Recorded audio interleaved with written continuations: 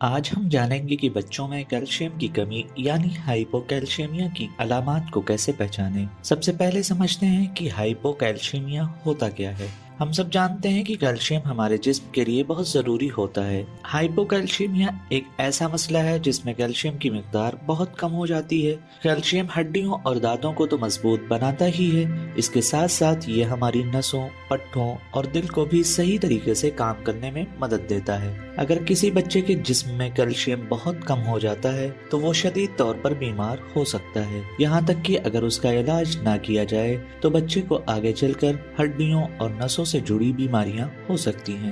اب جانتے ہیں کہ بچوں میں کیلشیم کی کمی کیوں ہوتی ہے۔ کیلشیم کی کمی کے کئی اسباب ہو سکتے ہیں، جیسے خوراک میں کیلشیم کی کمی۔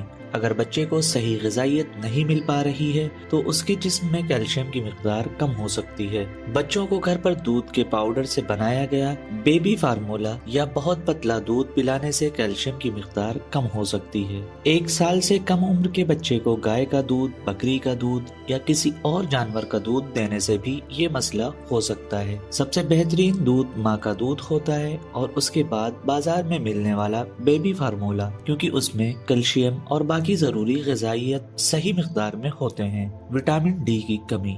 جسم میں کیلشیم کو جذب ہونے کے لیے وٹامن ڈی کی ضرورت ہوتی ہے۔ بیبی فارمولا میں وٹامن ڈی پہلے سے ملا ہوتا ہے، لیکن جو بچے صرف ماں کا دودھ پیتے ہیں انہیں الگ سے وٹامن ڈی کی دوا دینے کی ضرورت پڑ سکتی ہے۔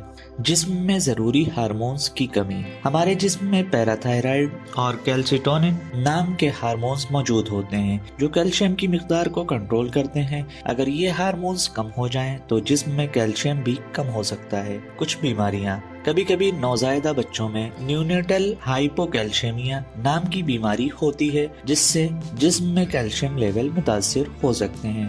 چھوٹے بچے جو وقت سے پہلے پیدا ہوئے ہوں، جن کا پیدائش کے وقت وزن کم ہو یا جن کی ماں کو ڈائبٹیز ہو، ان میں ہائپوکیلشیمیا ہونے کا خطرہ زیادہ رہتا ہے۔ اب سمجھتے ہیں کہ کیلشیم کی کمی کی علامات کیا ہوتی ہیں۔ اگر کسی بچے میں کیلشیم کی کمی ہو رہی ہے تو وہ بہت چڑچڑا ہو سکتا ہے، دودھ پینے کے بعد قے کر سکتا ہے یا دودھ ٹھیک سے نہیں پیتا، بہت کمزور یا سست ہو جاتا ہے، بہت آہستہ اور خاموش لگ سکتا ہے، اس کے ہاتھ پیر میں کپکپاہٹ محسوس ہوتی ہے اور اسے کبھی کبھار دورے بھی پڑ سکتے ہیں۔ کچھ بچوں میں کیلشیم کی کمی کی وجہ سے ریکیٹس نامی بیماری بھی ہو سکتی ہے۔ اس میں ہڈیاں کمزور اور ملائم ہو جاتی ہیں۔ اس بیماری سے اپنے بچے کو بچانے کے لیے ہم کیا کر سکتے ہیں؟ ہر بار کیلشیم کی کمی کو روکا نہیں جا سکتا، لیکن ہم کچھ ضروری باتوں کا دھیان رکھ سکتے ہیں، جیسے بچے کو ماں کا دودھ یا صحیح فارمولے سے بنا دودھ ہی پلائیں۔ 1 سال سے پہلے گائے کا دودھ، بکری کا دودھ یا کوئی اور جانور کا دودھ بالکل نہ دیں۔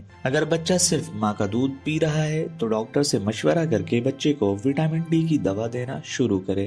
اور اگر آپ کا بچہ سست لگ رہا ہے، دودھ ٹھیک سے نہیں پی رہا ہے، بہت رو رہا ہے یا اسے دورے پڑ رہے ہیں تو دیر نہ کریں اور فوراً ڈاکٹر سے رابطہ کریں۔ اگر ویڈیو پسند آئی ہو تو لائک، شیئر اور سبسکرائب کرنا نہ بھولیں۔